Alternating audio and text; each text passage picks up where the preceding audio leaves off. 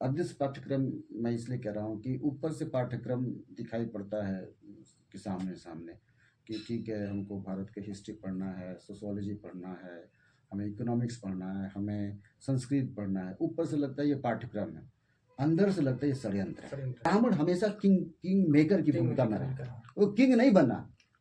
King तो बनने की हमारी चाहत रही, लाइमलाइट में हम आए। वो कहा मैं पर्दे के पीछे रहूंगा, लेकिन बेटा तुमको डुबा कर रहूंगा। तो उन्होंने हमेशा डुबाया राजा को दिमाग भरा। मैं कह रहा हूं, मैं जिंदा हूं तो खतरनाक हूं। If I die I would be more dangerous than ever. इससे ज्यादा खतरनाक होगा। तो ये जो संविधान है, इनके आंख का ये बालू है, इनके आंख में चुभती हुई है। और इसीलिए ऋषि संविधान की बात कर रहे हैं, कभी कह रहे हैं हमारे अमृत यहाँ पे गिर गया। कभी मैंने क्या कहा कि जिस दिन हमारा समाज इस बात को समझेगा, उस दिन हम राज्य पे कब्जा करेंगे। राज्य पे जब कब्जा होंगे तो मिलिट्री हमारे हाथ में होगी, जुडिशरी हमारे हाथ में होगी, पार्लियामेंट हमारे हाथ में होगी। उस दिन हम कानून बनाएंगे। उस दिन हम कहेंगे कि रिजर्वेशन पॉलिसी की जो आज की चल रही है ना कि भाई ये 1 से 5वें पॉलिसी पे अपर कास्ट का होगा, हम खत्म कर देंगे। हम उल्टा चलाएंगे, रिवर्स चलाएंगे ना, कांसीराम कहते तो उल्टा तो रखेंगे। तुम्हारे मंदिर को हम राष्ट्रीयकरण कर देंगे। देखिए, बाम से को नहीं तोड़ सकते आप। आपने एक बीज बो दिया। अवतार सिंह संधू पास कहते हैं कि मैं दूब हूँ, मैं जम आऊंगा पत्थरों पे भी। बाम सेफ का कैटेगराइज है, ये बढ़ रहा है। जिसको कैल्फर जफरेट कहते हैं साइलेंट रेवोल्यूशन, और विवेक कुमार इसको कहते हैं रोरिंग रेवोल्यूशन। मैं कहता हूं दोनों मिला दो आप। दूर नहीं, जब क्रांति आएगी वो सुबह तो कभी आएगी। फैज अहमद फैज कहते हैं, इंतजार कीजिए, वो सुबह आएगी। साथियों, जय मुनिवासी। अभी इस समय हम हैं प्रोफेसर विक्रम सर के यहाँ। Professor Vikram sir Allahabad university के मिडवर्ल हिस्ट्री के प्रोफेसर हैं, और सर से आज हम बातचीत करेंगे। सबसे पहले सर, आपका स्वागत है। धन्यवाद धन्यवाद। सर, मैं ये जानना चाहता हूँ कि जो भारतीय व्यवस्था है, जो भारत में सामाजिक व्यवस्था बनाई गई है, इसको आप किस तरीके से देखते हैं? देखिए, अगर हम व्यवस्था की बात करें तो शुरुआती दौर से लेकर के अब तक मैं हमेशा अक्सर बातें कहता हूँ कि भारत में 2 तरह की व्यवस्थाएं चल रही हैं। आप इन 3 तरह की व्यवस्थाएं कर सकते हैं। एक तो हिंदूवादी व्यवस्था, या जिसको ब्राह्मणवादी व्यवस्था कर सकते हैं, क्योंकि ओरिजिनेटर ब्राह्मण ही है। उसको बहुत चालाकी के द्वारा सभी जो हिंदू समाज को उसमें मिला दिया गया। और दूसरा बहुजनवादी व्यवस्था, और ये प्राचीन काल से लेकर अब तक लगातार चली आ रही है। और ये व्यवस्था एक कमज़ोर पड़ गई अपने कारणों की वजह से। वो कारण ये था कि वो राज्य कभी राज्य के हिस्सा नहीं बन पाया, और हिंदूवादी व्यवस्था या ब्राह्मणवादी व्यवस्था राज्य के हिस्सा बन पाया। तो इस हिस्सा की वजह से क्या हुआ कि जो जो कट्टर ब्राह्मणिकल सोशल ऑर्डर है, उसको भारत में राज्यों के द्वारा लागू कर दिया। राज्यों के द्वारा। अच्छा, राज्य ने क्या किया कि धर्म को आपस में कोरिलेट कर लिया और उसको कल्चर का रूप दे दिया। तो धर्म, कल्चर और स्टेट तीनों चारों एक साथ मिल गए, और तब जा कर के वर्ण व्यवस्था का या कास्ट सिस्टम का एक रूप हम पूरे भारत में देखते आ रहे हैं। उसमें एक शब्द मैं इस्तेमाल करना चाहूँगा, जिसको इंजीनियर ग्रामसी हेजेमनी शब्द का इस्तेमाल करते हैं, या हमारे बाबा साहब कहते हैं कि इफ़िशियंसी की थ्योरी, या बाबा साहब डायरेक्ट एक्शन की बात करते हैं। तो ये लोग क्या किए कि इसको मिथिकल कैरेक्टर में डाल करके, मिथिकल कैरेक्टर में डाल करके उसको आपस में इतना अच्छे से एडजस्ट कर लिए कि वो सब हिंदू धर्म के एक हिस्सा हो। और दूसरी बात कि बहुजन समाज सदैव एक वंचित तबका रहा है, मोस्टली वंचित तबका रहा है। तो ब्राह्मणवादी व्यवस्था बहुत आसानी से हमारे जो इंटेलेक्चुअल क्लास है, चाहे वो प्राचीन काल में हो, चाहे वो मध्यकाल में हो, चाहे सो कॉल्ड आधुनिक काल हो, चाहे कंटेम्पोररी काल हो, चाहे आज़ादी के बाद जो कांग्रेस के शासनकाल का काल हो, या बीजेपी के शासनकाल का बीच में जनता दल आए थे उसका शासनकाल हो, या बहुजन समाज पार्टी का उत्तर प्रदेश में 4 बार की सरकार बनी, और उसके बाद जो अभी बीजेपी का शासनकाल चल रहा है। तो जो हमारा इंटेलेक्चुअल क्लास था वो बहुत आसानी से इनके षड्यंत्र में आ गया। एज ए रिजल्ट हुआ कि जो कास्ट का डिसमेंटल भारत में होना चाहिए था, वो नहीं हो पाया। कोशिश की गई थी कि बहुजन समाज पार्टी के माध्यम से कास्ट का एक डिसमेंटल किया जाए, और डॉक्टर बी आर अम्बेडकर ने साफ साफ एनिहिलेशन ऑफ कास्ट में ये बात, उनकी सारी किताबों में एनिहिलेशन ऑफ कास्ट में ये बातें हैं, रिड्यूस ऑफ हिंदुइज्म में ये बातें हैं, उनकी माइनॉरिटी वाली किताबों में है, जो विधानसभा में मुंबई में बहस कर रहे हैं, हर विषय पे अलग अलग बातों डॉक्टर बी आर अम्बेडकर ने लिखा है। और डॉक्टर बी आर अम्बेडकर की ये बात जो अपर कास्ट के लोगों ने अ, अदृश्य कर दिया। मैं इसके लिए एक शब्द इस्तेमाल करता हूँ, हिडन कैरिकुलम, अदृश्य पाठ्यक्रम। अदृश्य पाठ्यक्रम मैं इसलिए कह रहा हूँ कि ऊपर से पाठ्यक्रम दिखाई पड़ता है कि सामने सामने कि ठीक है, हमको भारत के हिस्ट्री पढ़ना है, सोशियोलॉजी पढ़ना है, हमें इकोनॉमिक्स पढ़ना है, हमें संस्कृत पढ़ना है। ऊपर से लगता है ये पाठ्यक्रम है, अंदर से लगता है ये षड्यंत्र है। षड्यंत्र। तो ऊपर से जो पाठ्यक्रम है, हमारे बच्चे सरस्वती शिशु मंदिर में पढ़ रहे हैं, भारतीय सरकार के स्कूल में पढ़ रहे हैं, प्राइमरी में पढ़ रहे हैं। ये सरस्वती शिशु मंदिर जिसे प्राइवेट कहते हैं, प्राइवेट से लेके सरकारी तक सब ये षड्यंत्रों के अड्डा है। और इस षड्यंत्र के अड्डा ने हमारे दिमाग को कॉम्युनल कर दिया, हमारे दिमाग को कास्टिस्ट कर दिया। जैसे इसका उदाहरण अक्सर मैं सब जगह पे देते रहता हूँ। मैं कहता हूँ कि छ से क्षत्रिय पढ़ते हैं, त से तलवार पढ़ते हैं, ड से डमरू पढ़ते हैं। तो माएँ हमारी क्या करती हैं, अपने बच्चों को रटवाती हैं। तो सबसे पहला तो उस गाँव घर हो गया, माता पिता हो गया। तो माता पिता भी क्या है, वो ब्राह्मणिकल सोशल का प्रोडक्शन है। तो इसीलिए आपको डर लगेगा तो कहेंगे हनुमान चालीसा पढ़ लीजिए। आपको कुछ करो कहेंगे विद्या की बात है तो सरस्वती देवी का पूजा पाठ कर ले। तो हम तो माँ के गर्भ से निकले, नहीं पता था कि क्या है। तो मैं उसको कहता हूँ कि जो माँ के गर्भ से निकला, मैं निकला, तो उसको कहते हैं इमेच्योरिटी। मैं अपने हिस्ट्री में पढ़ाता हूँ इमेच्योरिटी। अब क्या हुआ कि जब जब हम इमेच्योर थे, ये शब्द upper caste Brahminical social order के लोग दिए कि बचपन में हम लोग सब सीधे साधे होते हैं। उसके बाद एक फेज आता है कंस्ट्रक्शन का, आपके बनने का। तो जब आप छोटे होते हैं तो नहीं समझ में आता, थोड़ा सा बड़े होते हैं, मैंने 5-6 साल का होते जब प्राइमरी में जाते हैं, तो सरकार फिर आपको बनाना शुरू करती। तब सुधांशु एक इंसान न होकर सुधांशु मौर्य हो जाता है। सुधांशु को अपने आप पता चलता है कि मैं मौर्य हो गया। सुधांशु को ये भी पता चलने लगा, अरे तो मैं तो लड़का हूँ, पहले ये पता नहीं था कि आप नंगे घूम रहे क्या कर रहे। तो आप ये बन गए, लड़का बन गए, और फिर मौर्य बन गए, मतलब ओबीसी बन गए। फिर आपको ये भी सिखाया गया कि देखो तुम दलितों से या जो छोटी जाति के लोग हैं, जो शब्द मेरा इस्तेमाल किया गया छोटी जाति, ये मेरा शब्द नहीं है, लेकिन ये भी हमारे दिमाग में आ जाता है कि हम छोटी हैं, हम ओबीसी हैं, हम अपर कास्ट के, ये भी आ जाता है। इसको कंस्ट्रक्शन कहते हैं। इसी को कई इतिहासकार हिडन कैरिकुलम मैं कहता हूँ। कई इतिहासकार कहते हैं कि ऐसी पढ़ाई नहीं होनी चाहिए। कार्ल मार्क्स कहते हैं सुपर स्ट्रक्चर है। मैक्स वेबर इसको पावर कहते हैं। बाबा साहब इसको कहते हैं इफिशियंसी की कमी है। बाबा साहब दूसरा शब्द देते हैं डायरेक्ट एक्शन की कमी है। मैंने हर इंटेलेक्चुअल ने अपने तरीके से इसको परिभाषित करने की, मैं इसको कहता हूँ इमेच्योरिटी टू मेच्योरिटी। तो जो मेच्योरिटी है मैं उसको कहता हूँ कि उसको डिसमेंटल करना। जो मेच्योरिटी है वो चालाकी है, वो षड्यंत्र है। हमको इमेच्योर ही रहने दो, हमको नहीं बनना सुधांशु मौर्य, हमको नहीं बनना है विक्रमार्जन, हमको नहीं बनना है हिंदू, हमको नहीं बनना मुसलमान। और फिर वहीं से शुरू हो जाता है कि राम स्कूल जाता है, सीता खाना पकाते। थोड़ा सा आगे बढ़े तो आप क्या नाम है ये समझ में आने लगा, अरे अब तो हमारी शादी होगी, अब हमारे बच्चे होंगे।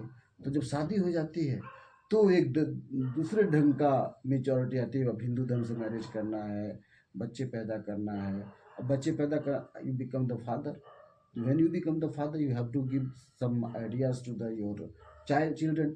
तो जो आपके पिता ने गलती की थी वही गलती आप रिपीट कर रहे हैं। तो नॉलेज कैसे ट्रांसफर हो रहा है फ्रॉम जनरेशन टू जनरेशन, यही ब्राह्मणवाद चाहता है कि ये जो नॉलेज का ट्रांसफॉर्मेशन है वो चलता रहे, वो चलता रहे, और उसको कोई दिक्कत नहीं है। ब्राह्मण को तो बिल्कुल दिक्कत, क्योंकि आप ही तो नॉलेज के आपके पिता को सिखाने थोड़ा आ रहा है कि भैया अपना कहिए, लेकिन आपके पिता खुद कह रहे हैं। मेरे पिता हमको कहते हैं हनुमान चालीसा पढ़े, मेरे पिता को पता नहीं था कि वो ब्राह्मणिकल सोसाइटी को फॉलो करे। एज ए रिजल्ट मेरे पिता है, मेरे फादर है, मैं तो मैं उसको फॉलो कर रहा हूँ। यानी वो समाज में इस तरीके से पूरा सर्कल बन तो गया। आप देखो इसको सर्किल कहते हैं। कैसा सर्किल है? तो कंस्ट्रक्शन का काम चल रहा है, और जो डिकंस्ट्रक्शन का काम है, विखंडता, जिसको इस कंस्ट्रक्शन को, हिंदू चेतना को, हिंदू जाति को, हिंदू वर्ण व्यवस्था को, ये तोड़ने में हमारे इंटेलेक्चुअल असफल रहे और आज तक असफल है। जी जी सर, अगर हम इतिहास का अध्ययन करते हैं तो ज्योतिराव फुले साहब ने भी ब्राह्मणवाद के खिलाफ में जो गड़बड़ी व्यवस्था था उसके खिलाफ में लड़े। फिर वहाँ पे साहू जी लड़े, फिर अम्बेडकर साहब लड़े। लेकिन आज के समय में जो नेता, सांसद, विधायक हैं वो इस गैर बराबरी व्यवस्था के खिलाफ में लड़ते हुए नहीं दिखाई दे रहे हैं। तो इस पे आप क्या कहना चाहेंगे? देखिए, शुरुआती दौर में रिजर्वेशन ठीक से नहीं था, हम वंचित तबका थे, हमें बहुत लाभ नहीं मिला। और कांग्रेस के ज़माने में के जो उसके शासन के लास्ट में एक इंटेलेक्चुअल क्लास पैदा हुआ, ठीक है, वो कुछ ईमानदार था, तो उसने अपनी ईमानदारी की बात की। जब दूसरा तबका इंटेलेक्चुअल पैदा हुआ, वो कुछ ज़्यादा पढ़ा लिखा मलाईदार इंटेलेक्चुअल था, उसने उस कष्ट को अपने साथ नहीं लिया। एज ए रिजल्ट कि वो बड़ा आपाधापी में है, भागने के फिराक में है कि हमको राज्यसभा जाना है, हमको लोकसभा जाना है, हमको वाइस चांसलर बनना है, हमको प्रोफेसर बनना है, हमको ये बनना है। और कांसीराम साहब कहते थे कि बीबी और टीबी मिल गई है। तो आप ये देखिए कि जैसे मेरा एग्जाम्पल है, मैं डिपार्टमेंट जाता हूँ, डिपार्टमेंट गया, पढ़ाया, फिर घर पे आ गया। घर पे आ गया तो मेरी बीवी है, तो हम बीवी के साथ बैठ गए। बीवी से दिल छूट गया तो टीवी देखने लगे। तो ये जो बीबी टीवी का कनेक्शन इस इंटेलेक्चुअल क्लास ने पैदा किया, वहाँ पे आंदोलन आकर के रुक गया। मेरा मानना है कि आपने सही सवाल पूछा कि क्यों नहीं कोई प्रोफेसर, कोई इंटेलेक्चुअल एलियनेशन ऑफ कास्ट दोबारा लिखा, क्यों नहीं कोई एक्टिविस्ट, स्लेवरी, गुलामगिरी जो ज्योतिराव फुले ने लिखा, क्यों नहीं दोबारा लिखा, क्यों आ नहीं पाई, क्यों हमारे समाज के दूसरे अंबेडकर क्यों नहीं पैदा हो पाए। भाई एक अंबेडकर ने इतना करामात कर दिया, तो दूसरा अंबेडकर आज तक क्यों नहीं पैदा हुआ, मेरा सवाल। मैं अपने से भी ये सवाल कर रहा हूँ कि why I did not become, so for I could not become doctor B R Ambedkar, why not I am not able why I am not carry the kind of language that given by our forefather और our my जो बहुजन समाज के, क्यों नहीं कर पाए। ये सवाल मैं 100 बार सोचता हूँ, 100 बार घबराता हूँ, और उन्हीं की प्रेरणा से मैं पढ़ता भी हूँ। ये किताबें उन्हीं की प्रेरणा की वजह से हैं, क्योंकि मैं अपने को guilty mass I feel my self guilty, मैं गिल्टी फील करता हूँ कि बाबा साहब जितनी किताबें लिखे, मैंने कई बार कहा और कहता हूँ कि अगर मैं ठीक ठाक रहा तो 1 करोड़ किताब के साथ मैं मरूंगा। और हर घर में लाइब्रेरी होना चाहिए। बाबा साहब की लाइब्रेरी बहुत समृद्ध थी, और हमारे घरों में लाइब्रेरी तो है नहीं, रामचरितमानस जरूर है। तो आपके घर का जो माहौल है, उस माहौल में अगर आप कुछ चेंज नहीं करेंगे, रामचरितमानस का जगह एनिलेशन ऑफ कास्ट नहीं रखेंगे, गीता प्रेस की किताबों की जगह वेबस्टर का डिक्शनरी रखेंगे, ऑक्सफोर्ड का डिक्शनरी नहीं पढ़ेंगे, मॉन्टेस्क्यू, रूसो, दिदरो की किताबें नहीं पढ़ेंगे, हमें महापुरुषों का किताबें नहीं पढ़ेंगे, तो आपके दिमाग में तो वो बात आएगी नहीं। तो ये बहुत ज़रूरी है कि आप गिल्टी फील करें, आप अपने को ये फील करें कि आपसे गलती हो रही है, और ये गलती इसलिए फील करना ज़रूरी है ताकि आपको ये समझ में आए कि हमारे महापुरुषों ने कितना त्याग किया आपके लिए। जब तक आप पढ़ाई इसलिए ना करें कि आपको आईएएस बनना है, आपको प्रोफेसर बनना है, आप पढ़ाई इसलिए करें ताकि आप अपने महापुरुषों के आंदोलन को उसके आगे ले जा सके। आपके पढ़ने का मतलब ही है, जैसे जापान में एक व्यक्ति किस लिए पढ़ाई करता है, जापान में इस व्यक्ति इसलिए पढ़ाई करता है ताकि वो राष्ट्र को बढ़ा सके। मैं एक किताब इसलिए नहीं पढ़ा क्योंकि मुझे एग्जाम पास करना है, मैं इसलिए एक किताब पढ़ रहा हूँ ताकि जापान आगे बढ़ जाए। इसलिए हमें ये पढ़ाई करना है कि मैं मॉडर्न यूरोप पढ़ूँ, किस लिए पढ़ूँ, ताकि उस नॉलेज के माध्यम से मैं अपने महापुरुषों को समझ करके न केवल भारत बल्कि दुनिया में अपनी बात रख सकूँ। तो आपको तो पहले गिल्टी फील होना चाहिए। अगर आपको आपकी गिल्टी फील नहीं हो रही इंसान होने के नाते, तो आप समझिए कि महापुरुषों का जो किया कराया कार्य है, उसको आप क्या कहें, उसको कौन सा शब्द इस्तेमाल करें, मतलब आप एहसान फरामोश है। तो बहुजन समाज का, आज का समाज बहुत एहसान फरामोश समाज, वो हमारा जो हमारे महापुरुषों का ये जो पैर में जो कील लगी होती है, जो भूखे मरे होते हैं, मरे जानवर का मांस खाकर हो गए, अपनी सैलरी दान कर दिया, परिवार टूट गया, शादी, बहुत से हमारे महापुरुषों ने शादी नहीं की, बहुत से महापुरुषों ने त्याग किया, सुविधाओं का त्याग किया, है ना। आज आप एक जो अनटचेबल प्रोफेसर है, दलित प्रोफेसर है या बहुजन समाज का प्रोफेसर, आप उसके घर में जाइए, आपके पास डाइनिंग टेबल, हाँ, आपके पास बड़ा सोफा, हाँ, घर एकदम सजावट से मिलेगा, फोटो भी देवी देवताओं का मिले, किताबें नहीं मिलेंगे। आप सर्वे कीजिए, जाकर सारे बड़े प्रोफेसरों का घर का सर्वे कीजिए, और सर्वे कीजिए तो किताब भी देखिए कौन सा किताब उनके पास है। हमारे महापुरुषों की किताब उसमें नहीं होती। तो कहाँ से हम दीना भाना को जानेंगे, कहाँ से डी.के. खापर्डे को जानेंगे, कहाँ से बिरसा को जानेंगे, कहाँ से फूलन को जानेंगे, कहाँ से ज्योतिराव फूले को जानेंगे, कहाँ से बी.एम. प्रजापति को जानेंगे, कहाँ से हम जानेंगे? और जब तुम जानोगे नहीं तो how will you right A history? और ब्राह्मणवादी व्यवस्था तो चाहती है कि आप हिस्ट्री जाने ही नहीं। वो तो चाहते हैं कि ब्राह्मणिकल हिस्ट्री जाने। आप पढ़िए महात्मा गांधी को, मन लगा के आप पढ़िए रामायण को, महाभारत को, वो तो चाहते हैं और आप पढ़ रहे हैं।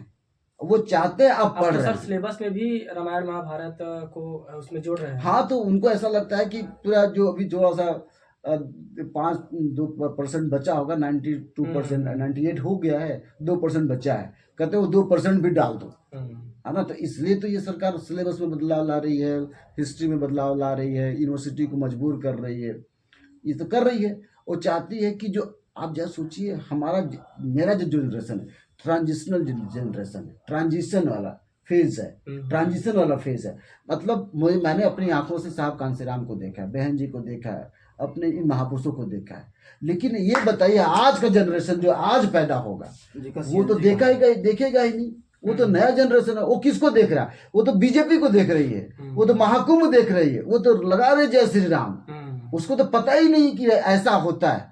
तो बीजेपी चाहती है कि ये जो जनरेशन, आपको पता है ये बीजेपी बहुत समझदारी से इस जनरेशन पे काम कर रही है, पुराने जनरेशन में नहीं काम कर रही है। हमको एफआईआर करके छोड़ देगी, हमको मारेगी नहीं, लेकिन मारेगी किसको? हमारे नए बच्चों को मारेगी। उनके दिमाग में इंजेक्शन का डोज दे रही है।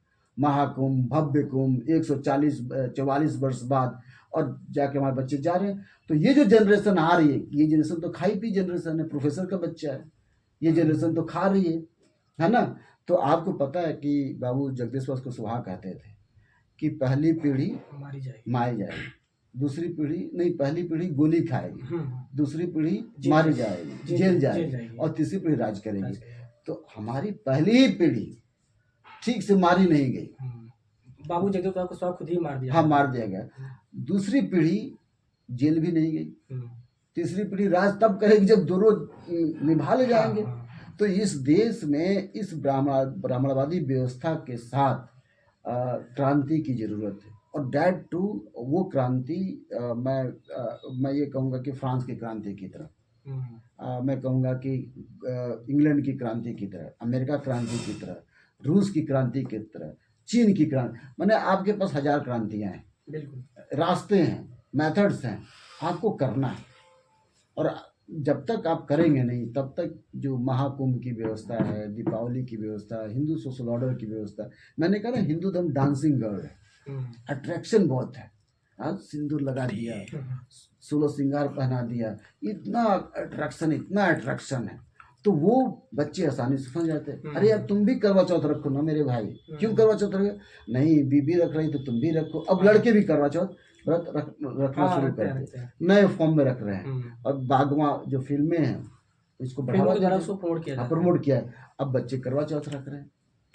बच्चे कह रहे हैं कि ठीक है हम अब अपनी पत्नी के साथ मंदिर जाएंगे, कुंभ में नहाएंगे, तो इंजॉय भी करेंगे नए ढंग से। मैंने एक एड देखा था, मुझे याद नहीं आ रहा, एड ऐसा था कि अपने हस्बैंड के साथ खूब खुलेआम डांस कर रही है, अचानक ससुर आ गए तो अपने माथे पे घूंघट ले रही। ये जो आकर्षण है ये किसी धर्म में नहीं है। हाँ, इसलिए हिंदू धर्म कितना ही देशी है, एक ही 2 देश है, नेपाल और भारत मान लीजिए, लेकिन आप इसको खत्म नहीं कर पाए। आपने नए नए देशों में नया ये प्रोटेस्टेंट, ये कैथोलिक धर्म खत्म हो गया पूरे वर्ल्ड से, मतलब कुछ जगह बाकी है, प्रोटेस्टेंट आ गया, हिंदू धर्म नहीं खत्म हुआ। अब कितना क्रांति की बात है कि दूसरी दुनिया में कई धर्म बदल गए। भारत में ससुरा प्राचीन काल से लेके अब तक हिंदू धर्म का चोला बदल के, कभी सनातन कभी वैदिक आ ही रहा। क्यों नहीं खत्म हो रहा? क्या अमेरिका में लोग पागल हैं? क्या ये जापान में पागल है? क्या चीन में पागल है? या कोरिया में पागल है? या फ्रांस में? या कनाडा में? इस धर्म का तो नामकरण किया जा रहा है। पहले ये आर्य था, उसके बाद फिर ब्राह्मण हुआ, अभी हिंदू बना दिया गया, अब सनातन करने की बात कर रहे हैं। तो ये बार बार नामकरण क्यों कर रहे हैं? मैं इसलिए कर रहा हूँ कि सांप की तरफ केचुल बदलने वाली बात है ना। सांप केचुल बदलता है ना, तो ये केचुल बदलने वाली बात है।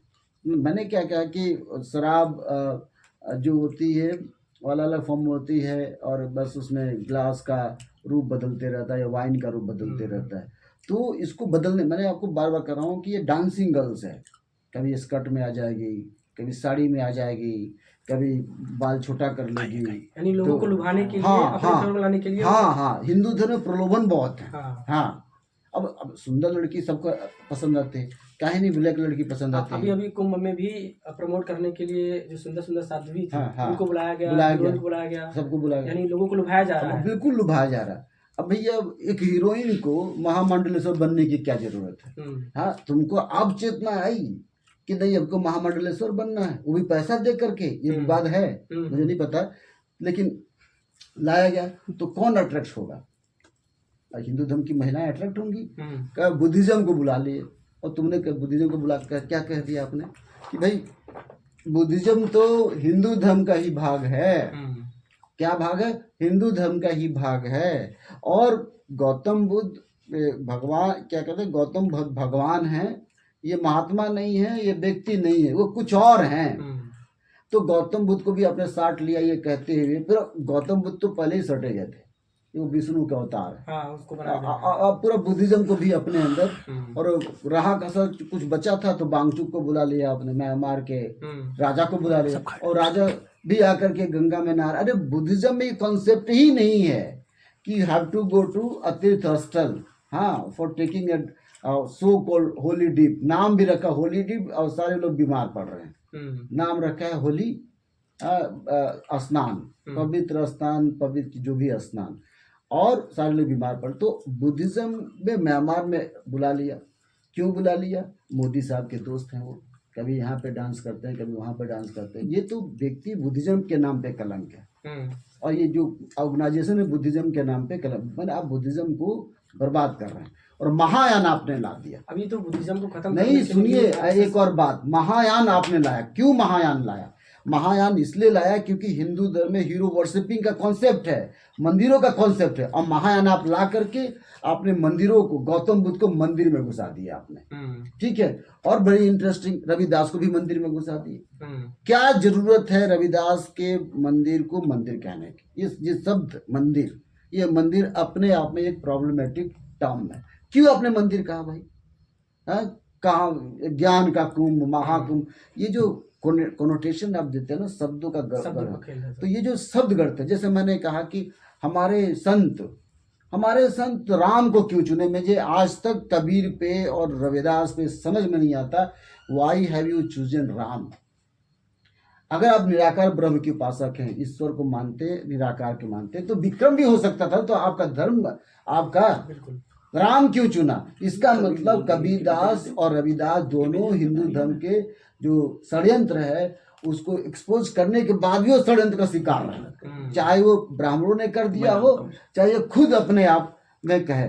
अब राम का षड्यंत्र देखिए। अब अगर सो कॉल्ड जो छोटी जात है तो विक्रम में राम लगा है, किसी का राम है, किसी का राम खिलावन राम है, दिनेश राम है। अब सारे दलितों को उठा लीजिए, ओबीसी को उठा लीजिए, है ना, बिंदोश्री राम, हाँ, फलाने राम, ये कितना राम, राधे श्याम, ये ओबीसी एससी में सबका नाम। और इंटरेस्टिंग है ना, राम और दास भी लगा दिया आपने। आपने तुलसीदास को दास कह दिया, तो सारे हिंदू धर्म के जो सो कॉल्ड हमारे लोग हैं सब दास लगा लिए, है ना। हम और मैं रीवा की जिक्र कर रहा हूँ, मैं रीवा से हमारे पता है रीवा में क्या कहा? कि रीवा में कहा कि सब साकेत लगा। अच्छा, तो जितने भी चमार बिदारी के लोग सब साकेत लगाते हैं, राम साकेत, कमला साकेत, विष्णु साकेत, मोहन साकेत। मैंने एक दिन पूछा कि साकेत क्यों लगा? तो साकेत सब चमार लगाते हैं। तो भैया तुम राम मोदी साकेत लगाओ ना, क्यों नहीं मोदी साकेत लगाता है? या फिर ऊंची जाति जो ब्राह्मण, हाँ, वो क्यों नहीं लगाते हैं? क्यों नहीं लगाते हैं? आपने हमें झुंझुना पकड़ा दिया राम का, कि आप तो पूजा पाठ भी करो, अब अपने नाम के साथ लेके चलो भी अपना नाम। Life long documentation, historical document हमने बनाया अपने, मेरा डॉक्यूमेंट हिस्टोरिकल डॉक्यूमेंट बना। हाँ, विक्रम में भी राम लग गया, मुझे पता नहीं था, है ना। ऐसे सब जगह पे राम लगा दिया। दशरथ राम पुत्र, उस दशरथ को कितना बड़ा षड्यंत्र है भाई। विचार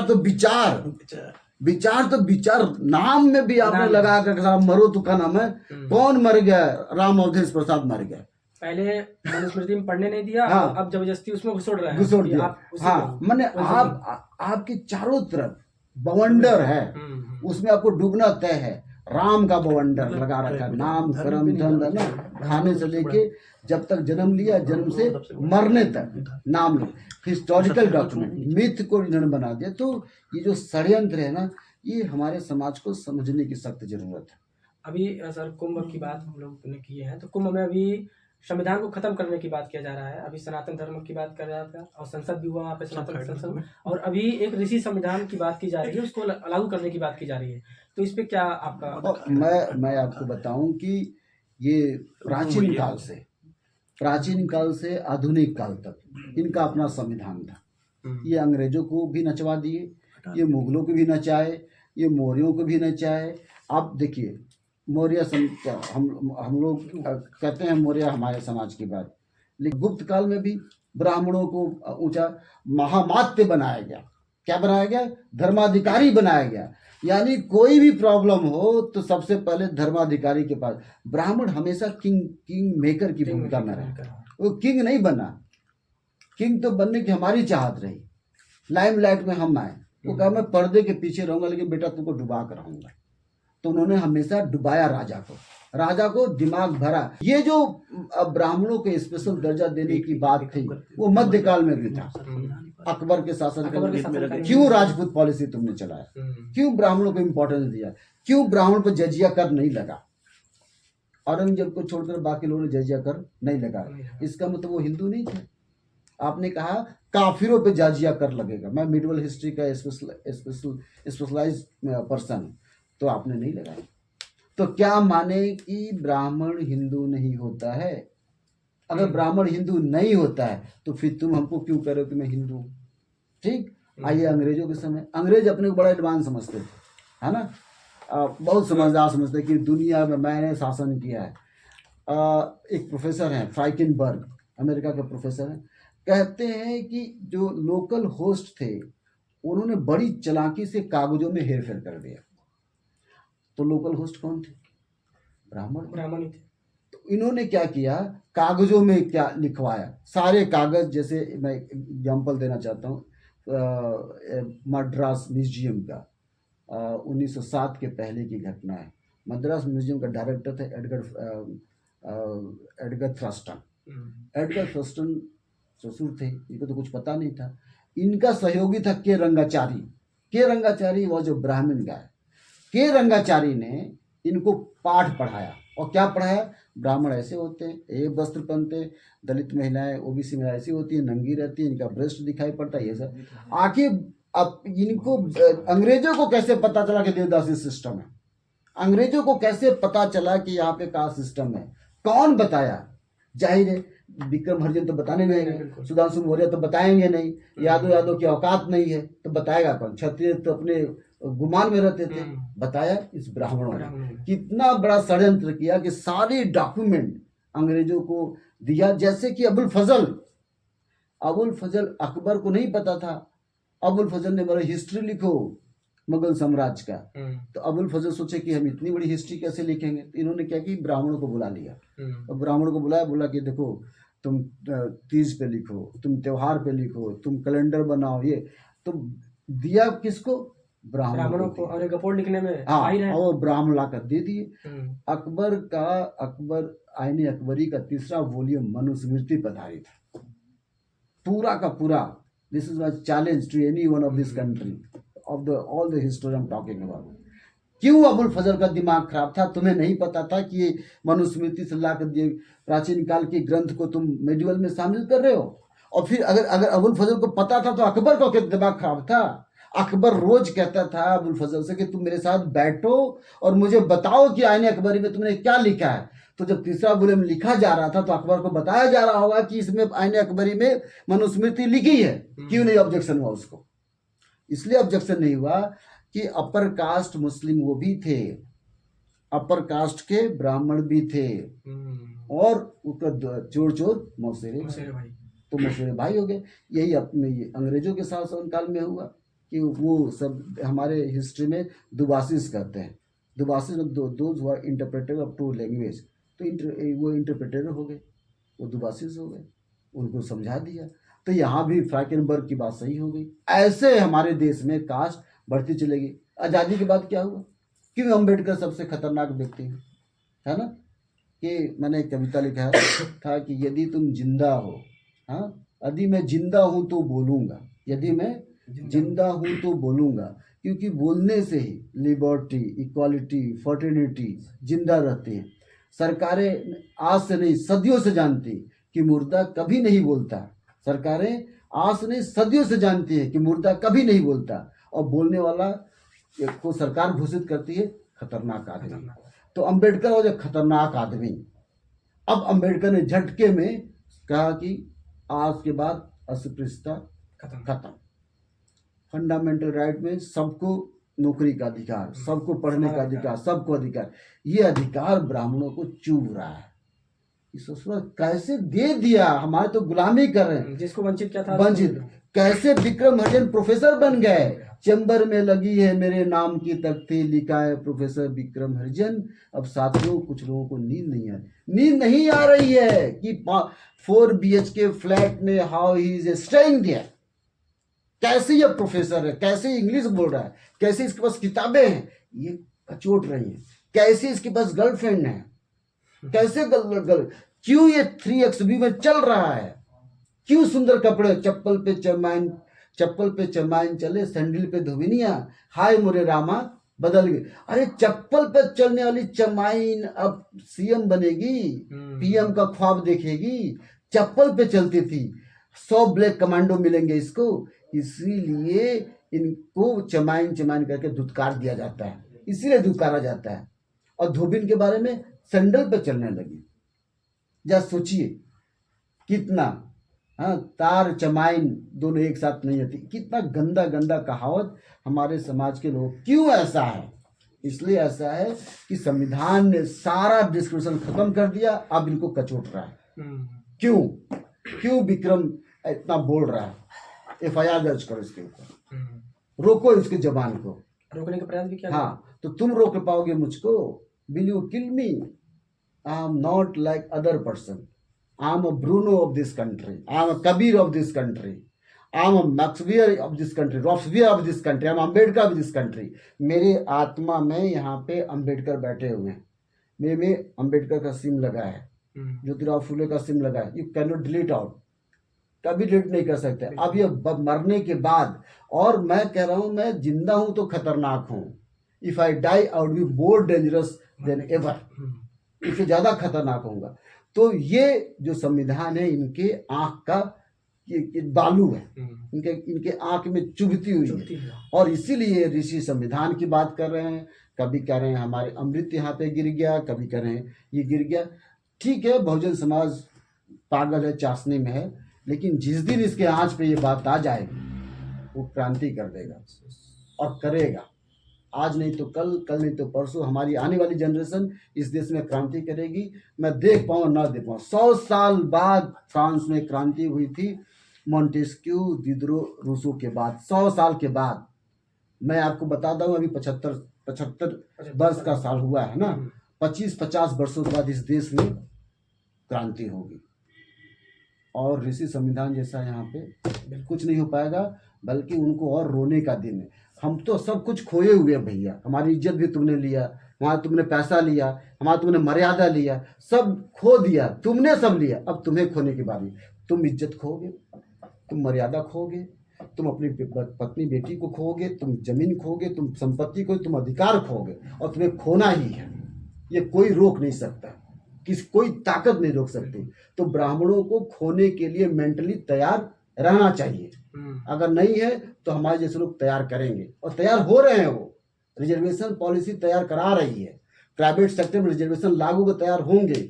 सुप्रीम कोर्ट से, लोअर कोर्ट से तैयार होना है।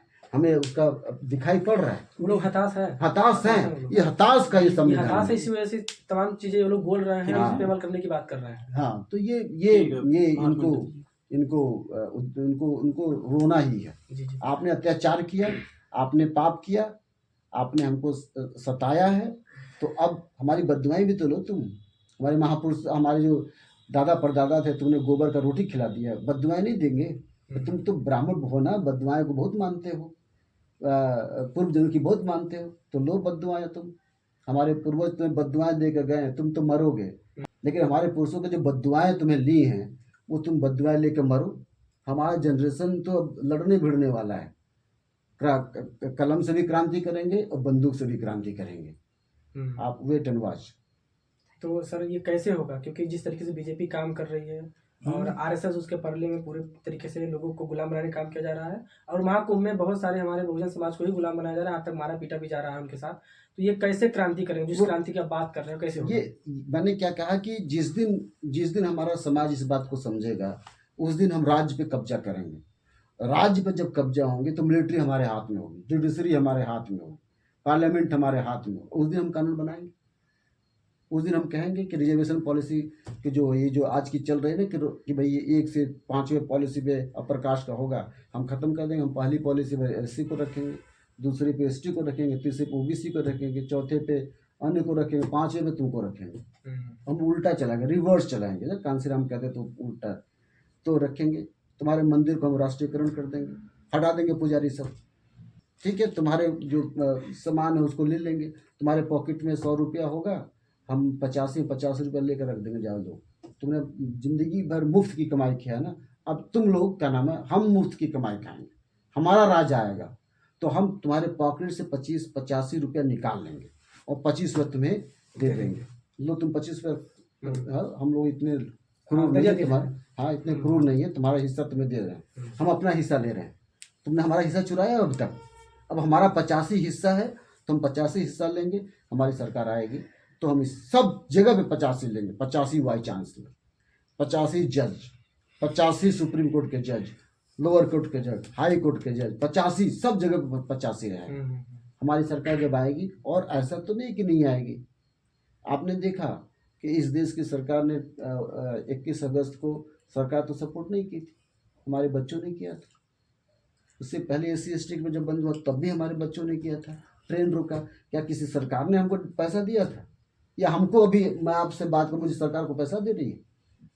दे रही है पैसा? नहीं, बिल्कुल। कहाँ से आ रहा है ये बात? क्योंकि हमने किताब पढ़ी, अत्याचार देखा, अपने महापुरुषों से सीखा, तो हमारे जैसे लोग पैदा हो रहे हैं, दिखाई नहीं पड़ा। आई कॉल इट, एक प्रोफेसर हैं क्रिस्टोफर जफलट, वो कहते हैं साइलेंट रेवोल्यूशन। तो विवेक कुमार कहते हैं रोरिंग रेवोल्यूशन, उमड़ता हुआ रिवोल्यूशन, क्रांति है। तो ठीक है, साइलेंट तो है, रोरिंग भी है, हम दोनों को मिक्स कर देते हैं। तो जो पर्दे के पीछे बाम सेफ कर रहा है, ये क्या है? Silent revolution. और बाहर जो बहन जी की तरह और सत्ता में लोग हैं, आपने शरद यादव को पैदा किया, पार्लियामेंट में कह दिया अटल बिहारी वाजपेयी से कि अटल, आप बड़ व्यवस्था की बात करते हो, आपका पूरा बजट पे भाषण छपता है, हमारा 3 मिनट का भाषण छपता है। हम पहले जनरेशन के, दूसरे जनरेशन के लोग हैं। क्या सोचिए, कई जनरेशन तुमने लाभ किया, हमारी तो पहली दूसरे जनरेशन की स्थिति में तुम कांप गया। अगर हमारी मुश्किल से 10 जनरेशन भी लग जाए तो इनका ऋषि संविधान कहाँ जाए? कुंभ कुछ नहीं होगा।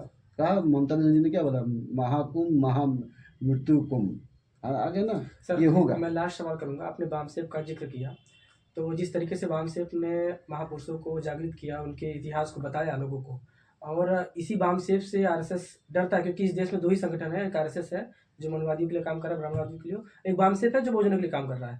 तो वामसेव को बार बार तोड़ने का काम किया जा रहा है, उसको कमजोर करने का काम किया जा रहा है। तो आप वामसेव को किस तरीके से देखते हैं? देखिए, वामसेव को नहीं तोड़ सकते आप। आपने एक बीज बो दिया।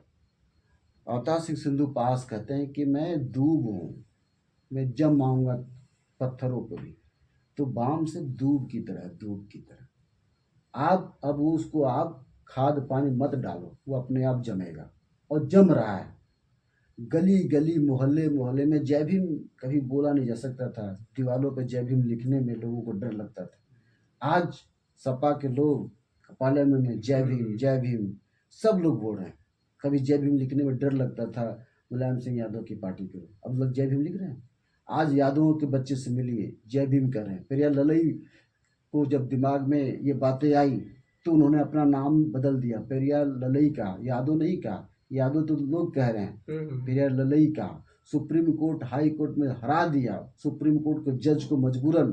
तो ये जो बाम सेफ का कैटेगराइज है ये बढ़ रहा है। इसको जिसको कैफ्टर जफरट कहते हैं साइलेंट रेवोल्यूशन, और विवेक कुमार इसको कहते हैं रोरिंग रेवोल्यूशन। मैं कहता हूँ दोनों मिला दो आप, दोनों चल रहे हैं। तो आप देखिए हमारे आर्गुमेंट के सामने ब्राह्मणों की क्या औकात है भाई। किसी वेद रामायण महाभारत पाठ करें, तुम कल्पना की बात करते हो, साइंस की बात करता हूँ, साइंटिफिक नॉलेज की बात करता हूँ। तो इनके पास कुछ नहीं, गपोल कल्पित कल्पना। जिस दिन भारत को रेनेसा की तरह 18वीं सेंचुरी की तरह क्रांति करने वाले साइंटिफिक इंटेलेक्चुअल मिल जाएंगे, उस दिन ये ध्वस्त हो जाएंगे। और ध्वस्त होना है आज, नहीं तो, क्योंकि हमारे बच्चे जो आ रहे हैं अब साइंटिफिक माइंड के ही आ रहे हैं, और वो समझने लगे हैं कि साइंस क्या है, कैसे इसका रोल अदा करता है। तो वो दिन दूर नहीं जब क्रांति आएगी। वो सुबह तो कभी आएगी, फैज अहमद फैज कहते हैं, इंतजार कीजिए, वो सुबह आएगी। बहुत बहुत धन्यवाद सर। धन्यवाद, थैंक यू। साथियों, ये थे प्रोफेसर विक्रम सर, और इन्होंने कहा कि जो आंदोलन है वो स्वाभिमानी स्वावलंबी होनी चाहिए, जो बाम सेफ लगातार इस देश में चला रहा है। तो वीडियो कैसे लगी आप लोगों को कमेंट करिए, और वीडियो अगर अच्छी लगी तो ज़्यादा से ज़्यादा शेयर करिए, चैनल को सब्सक्राइब जरूर करिए। धन्यवाद। जय मूल्यवासी।